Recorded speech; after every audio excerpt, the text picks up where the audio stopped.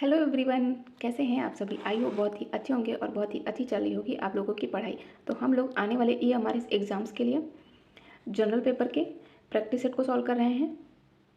इसमें आज हम लोग 6 प्रैक्टिस सेट को सॉल्व करेंगे एंड आप लोग इसे ज़रूर देखिएगा, आपको 100% यहाँ से हेल्प मिलेगी।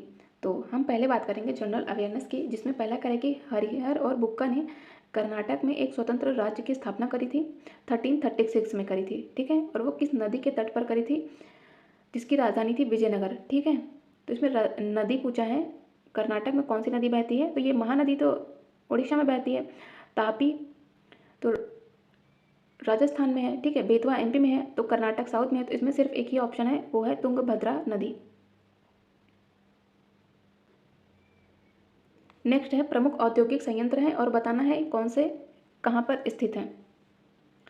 तो यदि हम बात करें बाल्को की, तो ये है कोरबा छत्तीसगढ़ में। इसको की बात करें तो इसको इज इन बर्नपुर, कहाँ पे, पश्चिम बंगाल में। एंड एनएफएल की बात करें तो ये है भटिंडा पंजाब। एंड आईसीएफ की बात करें तो ये है चेन्नई तमिलनाडु। हॉर्नबिल फेस्टिवल कितने दिनों के लिए आयोजित किया जाता है, ठीक है। इसमें पूछा है कहाँ आयोजित किया जाता है, ये नहीं पूछा, क्योंकि मोस्टली सबको पता होता है ये नागालैंड में होता है, लेकिन ये कितने डेज के लिए होता है, तो ये हो जाएगा 10 डेज का फेस्टिवल होता है हॉर्नबिल। कहाँ पे होता है, नागालैंड में। निम्नलिखित में से किसने उद्देश्य प्रस्ताव पेश किया था, जिसको बाद में भारत के संविधान की प्रस्तावना मतलब कि प्रियम्बल के रूप में ग्रहण किया गया था। तो ये हो जाएगा इसमें answer option A Jawaharlal Nehru हो जाएंगे। और ये पेश किया गया था 13 दिसंबर 1946 में। नेक्स्ट क्वेश्चन है, कह रहा है कि परमाणुओं में क्षणिक द्विध्रुवों के से किस प्रकार के बल उत्पन्न होते हैं, जो कि आसपास के परमाणुओं में तात्कालिक द्विध्रुव को प्रेरित करते हैं और एक आकर्षी बल भी उत्पन्न करते हैं और केवल कम दूरी अप्रॉक्सीमेट 500 pm पर परिचालित होते हैं। तो वो हो जाएंगे लंदन डिस्प्रेशन फोर्स, तो वो हो जाएगा इसमें ऑप्शन डी। नेक्स्ट है, कह रहा है कि योजना राजस्व मतलब कि plan revenue expenditure related to, किससे रिलेटेड होता है योजना राजस्व व्यय, तो ये संबंधित होता है पंचवर्षीय योजनाओं से, पेंशन से नहीं संबंधित होता, ये होता है 5 ईयर प्लानिंग से। निम्नलिखित में से किसने लक्षित क्षेत्रों में हाई स्कूल के जो स्टूडेंट्स हैं उनके लिए आवासीय शिक्षा के लिए श्रेष्ठ योजना की शुरुआत करी गई थी, ये की गई थी वीरेंद्र कुमार के द्वारा। और ये कौन है, ये है केंद्रीय सामाजिक न्याय एंड अधिकारिता मंत्री हैं। निम्नलिखित में से कौन सा ABPMJAY सेहत योजना के तहत 100% परिवारों को कवर करने वाला भारत का पहला डिस्ट्रिक्ट बना है, तो ये हो जाएगा इसमें सांबा डिस्ट्रिक्ट ऑफ जम्मू कश्मीर। और ये योजना है आयुष्मान भारत प्रधानमंत्री जन आरोग्य योजना। नेक्स्ट क्वेश्चन कह रहा है कि जब नदी मैदानी क्षेत्र में प्रवेश करती है तो वह मोड़दार मार्ग बनाने लगती है, ठीक है। तो नदी के जो इन मोड़ होते हैं उन्हें हम क्या कहते हैं, उन्हें कहते हैं हम विसर्प मतलब कि मिएंडर्स। और ये किस आकार के होते हैं, तो ये एस आकार के होते हैं। झारखंड में सारहुल पर्व किस ऋतु में मनाया जाता है, तो ये हो जाएगा स्प्रिंग सीजन में। नेक्स्ट अब हम लोग बात करेंगे पार्ट 3 नॉलेज ऑफ ICT की। तो इसमें पहला क्वेश्चन कह रहा है कि automatically who has developed the automatically programmable tool मतलब कि APT, इसका फुल फॉर्म भी याद रखिएगा। ये डेवलप किया गया था डगलस टी रोज के द्वारा। ATM का फुल फॉर्म बताना है, इसमें हो जाएगा इसमें ऑटोमेटेड टेलर मशीन। नेक्स्ट है, in context of remote sensing technology what does lidar stand for, तो यहाँ पे बताना है रिमोट सेंसिंग टेक्नोलॉजी के संबंध में जो लिडार है, लिडार का फुल फॉर्म क्या होगा, तो ये हो जाएगा lidar stand for light detection and ranging. Microsoft Excel को और भी क्या कहते हैं, तो उसे कहते हैं स्प्रेडशीट। नेक्स्ट है डोमेन नाम में AU, नेक्स्ट है डोमेन नामों में AU किसको एक्सप्रेस करता है, तो AU स्टैंड फॉर ऑस्ट्रेलिया। प्रकाशिक मतलब कि ऑप्टिकल फाइबर में जो सिग्नल है वो कैसे प्रेषित होते हैं, in an optical fibre the signal is transmitted, तो ये हो जाएगा इसमें वो होते हैं संपूर्ण आंतरिक परावर्तन के कारण मतलब कि due to total internal reflection के कारण। नेक्स्ट है HTTPS व्यंजक जो कि सामान्यतः वेब एड्रेस में पाया जाता है, उसमें जो पी है, पी का प्रयोग किस शब्द के लिए किया जाता है, तो इसका प्रयोग करते हैं पी स्टैंड फॉर प्रोटोकॉल। तो HTTP की बात करें तो इसका फुल फॉर्म हो जाएगा hyper text transfer protocol, S stand for secure. किस प्रोग्राम को बनाते समय निर्देशों का समूह जो एक कंप्यूटर द्वारा निष्पादित होता है वो क्या कहलाता है, वो कहलाता है कोड। कंप्यूटर वायरस द्वारा स्वयं की पुनरावृत्ति के लिए किस युक्त का प्रयोग करते हैं, मतलब कि which mechanism is used by the computer virus worm to duplicate itself, तो ये हो जाएगा स्पॉन। डेटाबेस में जानकारी को पुनः, ठीक है, डेटाबेस है उसमें कोई भी जानकारी है, कोई भी इंफॉर्मेशन है, उसको फिर से प्राप्त करने के लिए कौन सी भाषा का हम प्रयोग करते हैं,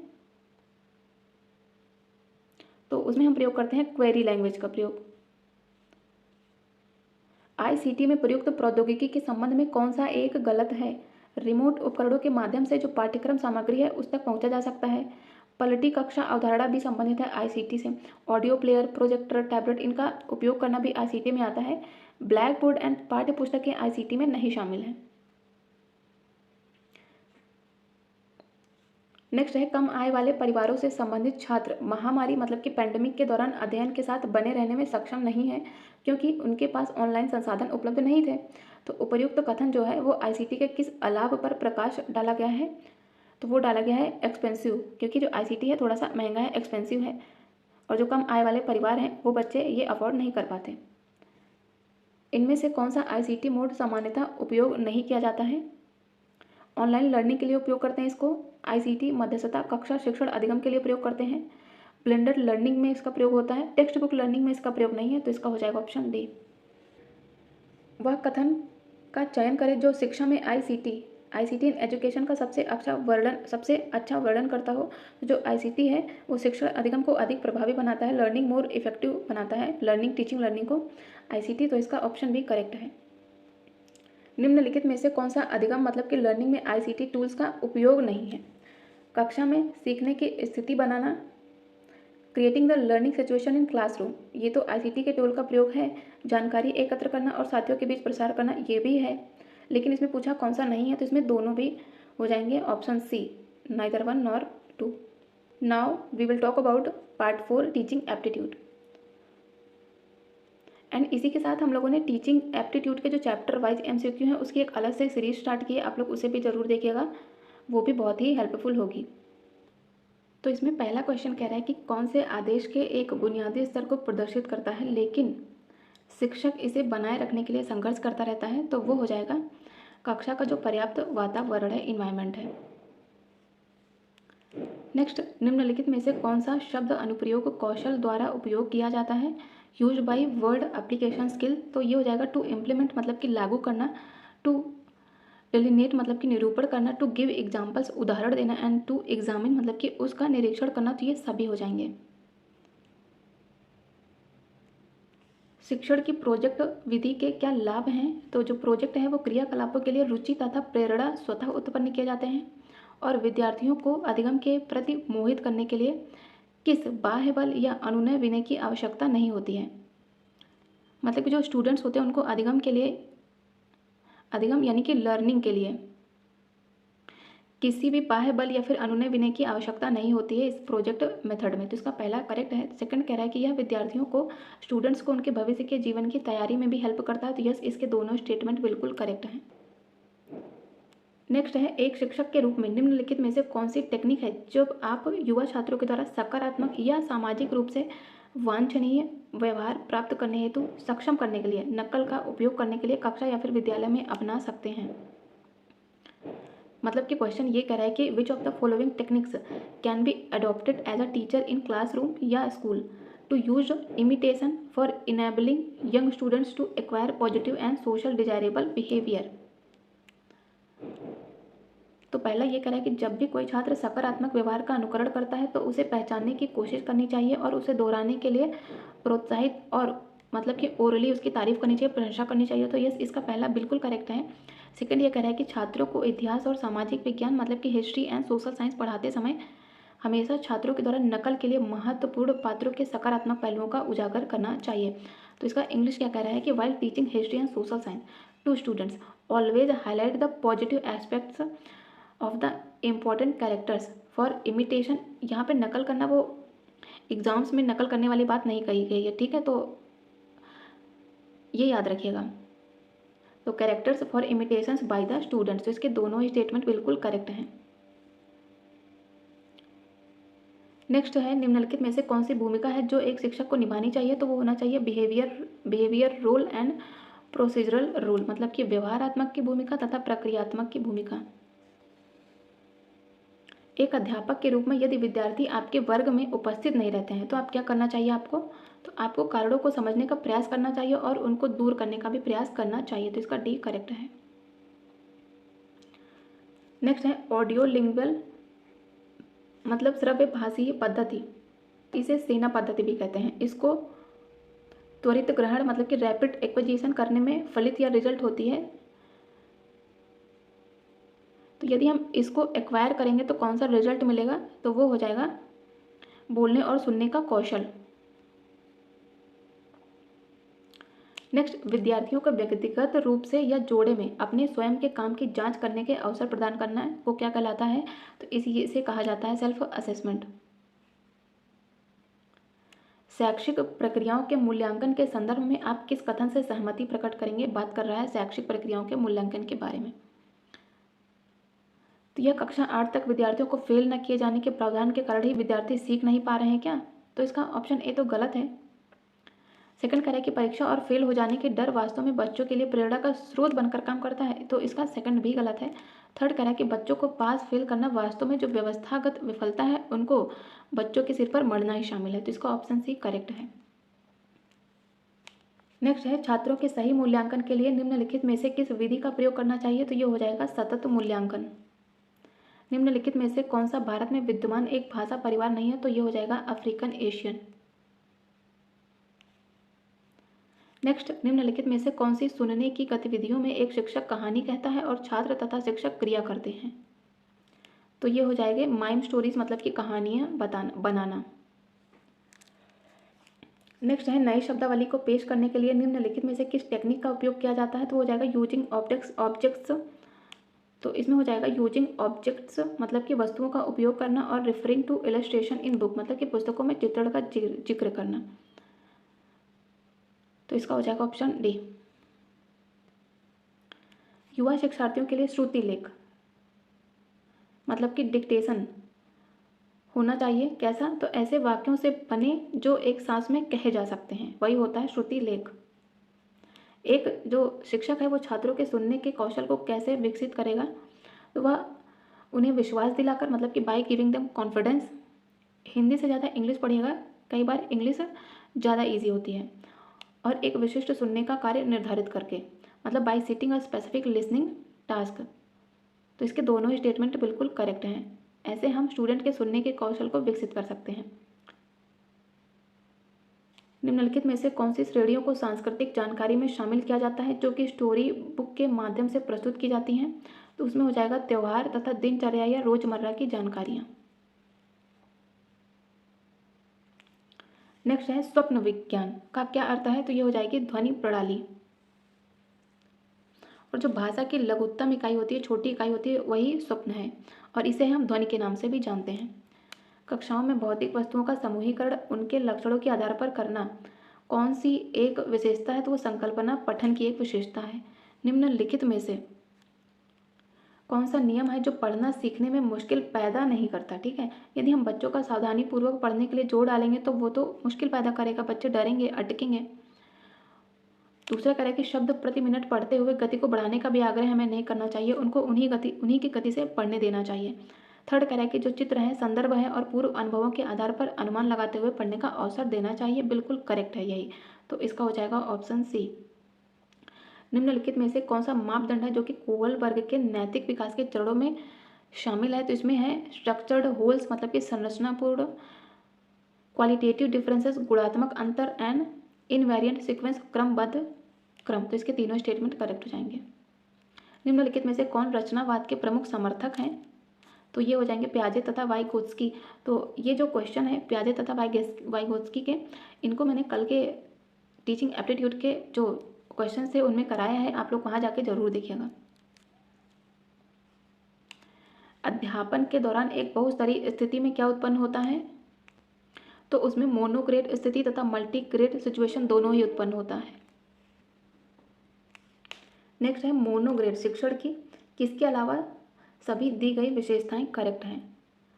जो मोनोग्रेड शिक्षण होता है यह कई कक्षाओं के लिए एक शिक्षक, one teacher for several classes, क्या ये सही है? नहीं, इसका ऑप्शन एक गलत है। मोनोग्रेड मतलब कि एक ऐसी कक्षा है जिसमें एकल ग्रेड स्तर के छात्र होते हैं और इसमें क्या होता है, जो शिक्षक होता है वो केवल एक ही ग्रेड को संभालता है, ना कि कई कक्षाओं को, तो इसे इसका ऑप्शन ए गलत हो जाएगा। और इसमें यही पूछा है कि किसके अलावा सभी दी गई विशेषताएं हैं, तो इसलिए इसका हो जाएगा ऑप्शन ए। बाकियों की बात करें तो ये सहयोग तथा अन्योन्य क्रिया है। प्रत्येक ग्रेड के लिए एक कक्षा बिल्कुल सही है, one classroom for each grade and अनुभव साझा करना इसमें सीमित होता है, तो इसके सभी सही है, ओनली ए गलत है। पाठ्यचर्या के निर्माण में निम्नलिखित में से किस उपागम का सामान्यतः प्रयोग नहीं किया जाता है, तो उसमें टीचर सेंटर्ड मेथड का प्रयोग नहीं किया जाता है। उसमें करते हैं हम प्रयोग subject centred, child centred and life centred.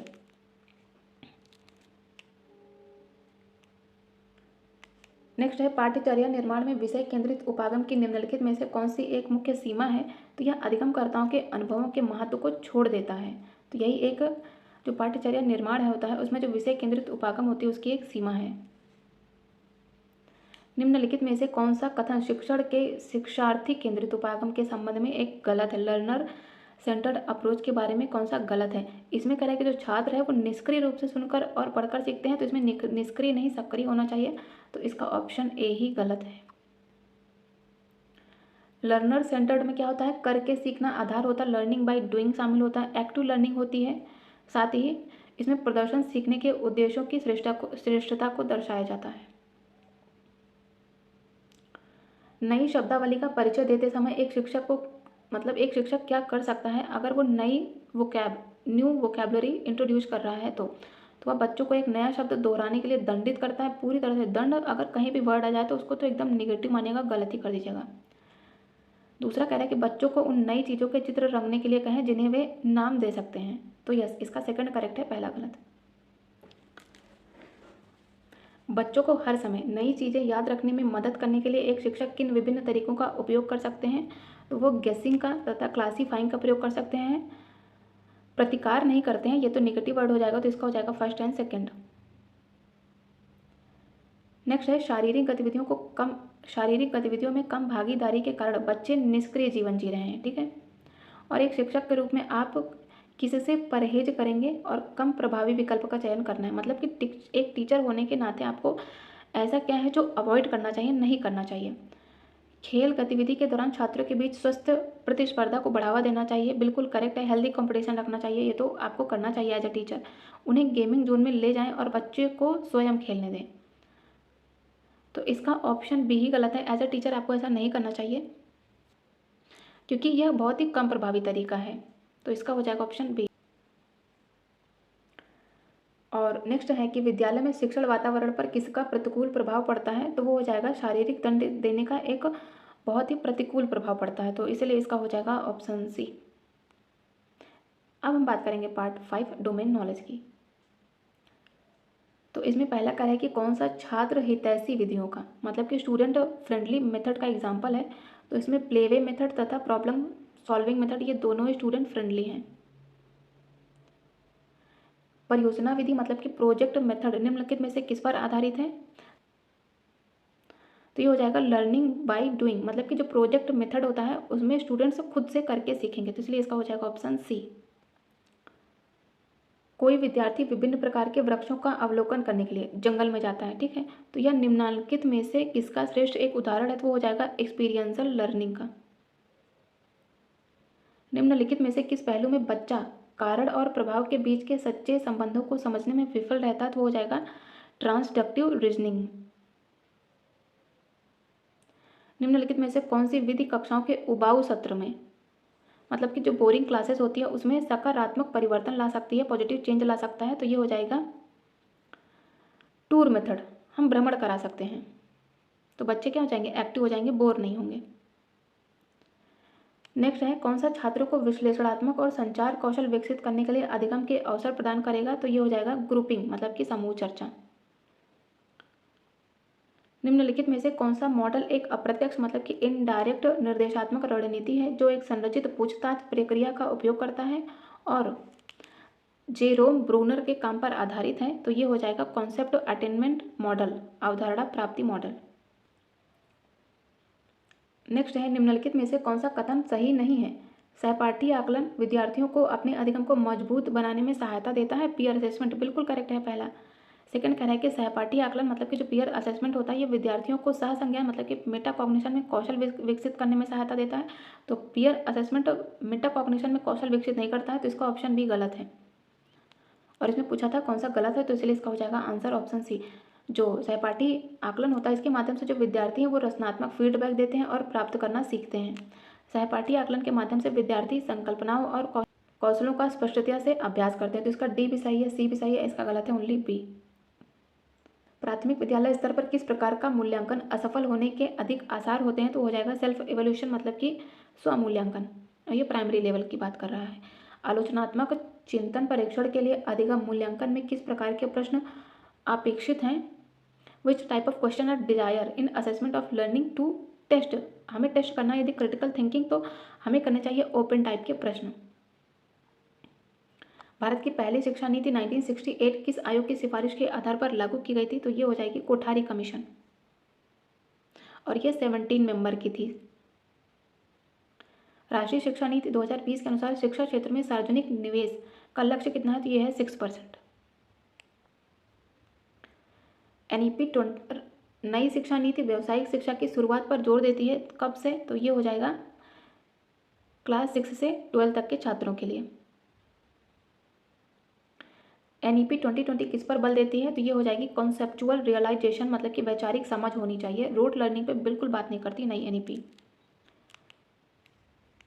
Next है मूल्यांकन के संबंध में एनईपी 2020 में छात्रों के लिए किस प्रकार का रिपोर्ट कार्ड प्रस्तावित है, तो वो हो जाएगा 360 degree multi functional report card. Case study शिक्षा शास्त्र में शिक्षक की भूमिका क्या होती है, तो वह एक सूत्रधार के रूप में काम करता है और चर्चाओं का मार्गदर्शन करता है, teacher.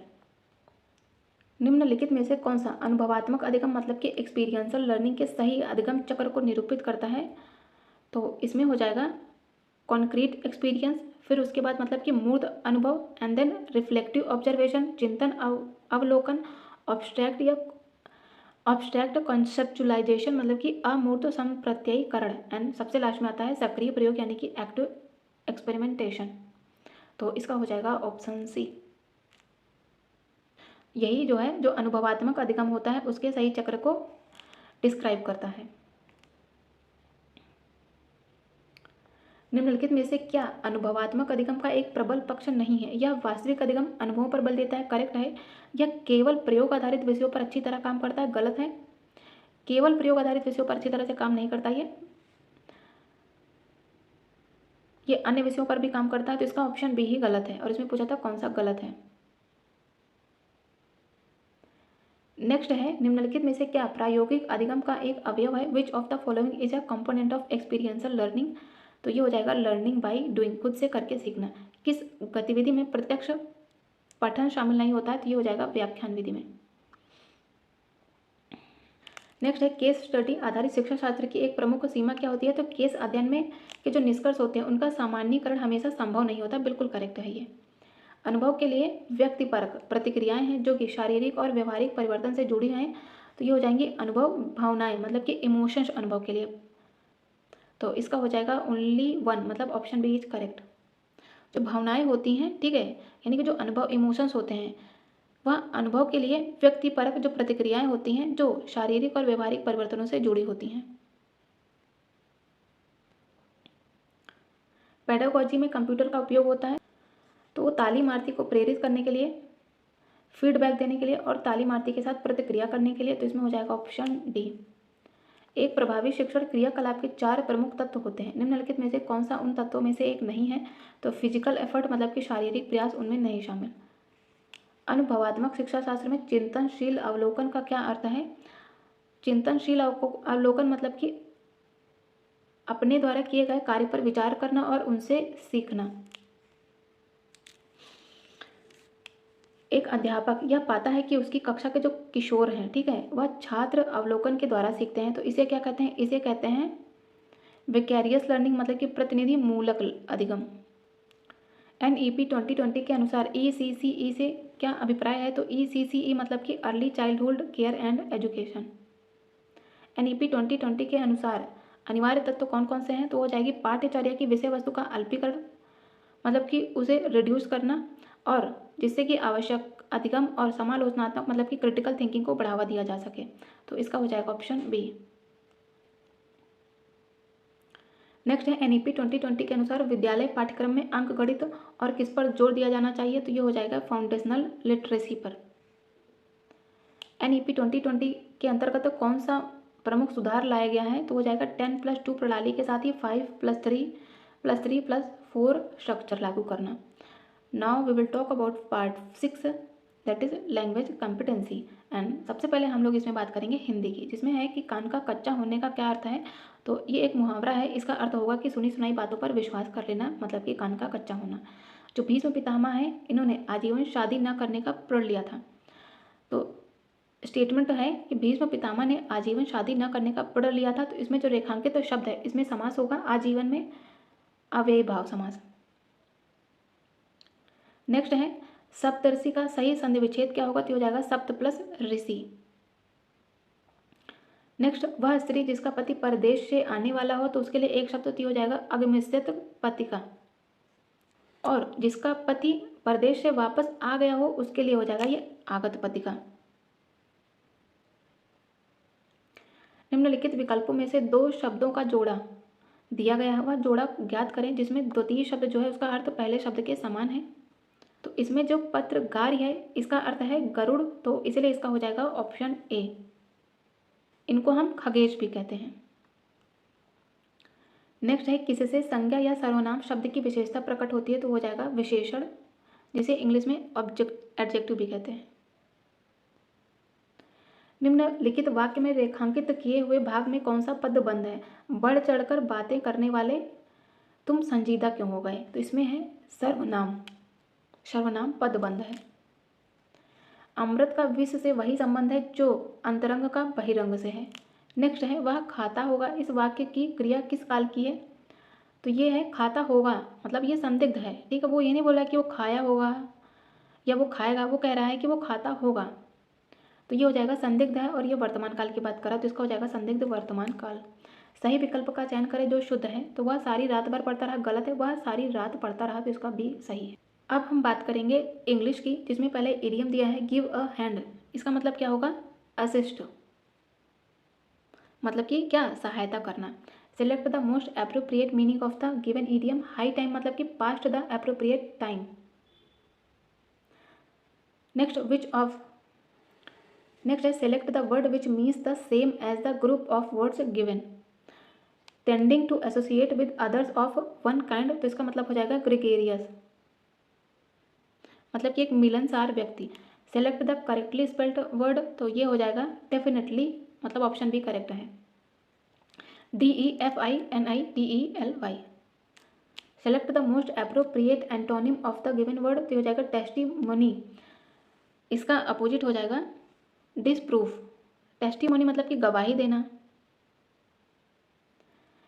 Select the most appropriate synonym of the given word. तो वर्ड है एक्सेसपरेट, इसका अर्थ क्या हो जाएगा? इसका मतलब होता है चिढ़ाना, इसका सिनोनिम हो जाएगा इन्फ्यूरिएट करना, मतलब कि चिढ़ाना या फिर भड़काना। Select the option that express the given sentence in passive voice. She handled all tasks efficiently. तो इसका हो जाएगा all tasks are handled efficiently by her. Next है एक सेंटेंस दिया, बताना है कौन से पार्ट में एरर है। The panel will investigate the allegations owing to the concerned officials. तो इसमें एरर है owing to the concerned officials, तो इसका हो जाएगा ऑप्शन बी। क्योंकि यहाँ पे जो ओइंग टू है, ओइंग टू का मतलब क्या होता है? इसका मतलब होता है के कारण, लेकिन यहाँ पे प्रीपोजिशन प्रयोग होगा अगेंस्ट, ठीक है, allegations against the concerned officials, तो इसलिए इसका हो जाएगा option B. Select the most appropriate word to fill in the blank. A major earthquake dash in India on 8 October 2005 in Uri, तो यहाँ पर हो जाएगा अकर्ड, ठीक है।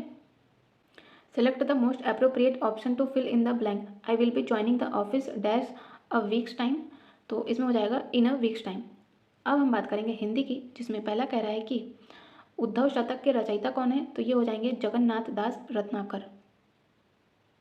निम्नलिखित आलोचकों में से कौन सा उत्तराखंड से संबंधित है, तो ये हो जाएंगे डॉक्टर पीताम्बर दत्त बड़थवाल।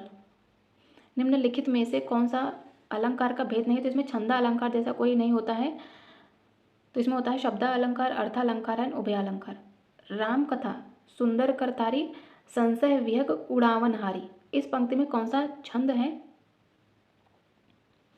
तो इसमें है चौपाई। नेक्स्ट है रस सूत्र के जनक माने जाते हैं भरत मुनि। नेक्स्ट यद्यपि का संधि विच्छेद कौन सा है, तो इसमें हो जाएगा यदि प्लस अपि, और इसमें है यड़ संधि। नेक्स्ट ऋण मुक्त में कौन सा समास होगा, तो इसमें हो जाएगा तत्पुरुष, और तत्पुरुष में भी अपादान समास होगा, क्योंकि ऋण मुक्त मतलब कि ऋण से मुक्त होना।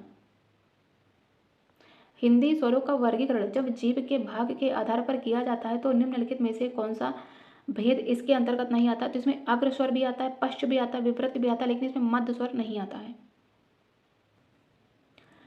नेक्स्ट है आम खाया जाता है, इसमें कौन सा वाच्य है, तो इसमें कर्म वाच्य है। नेक्स्ट है निम्नलिखित में से भाव वाच्य का उदाहरण कौन सा है, तो पहला कह रहा है कि अब चला जाए, तो इसी में है भाव, तो ये हो जाएगा भाव वाच्य का एग्जाम्पल।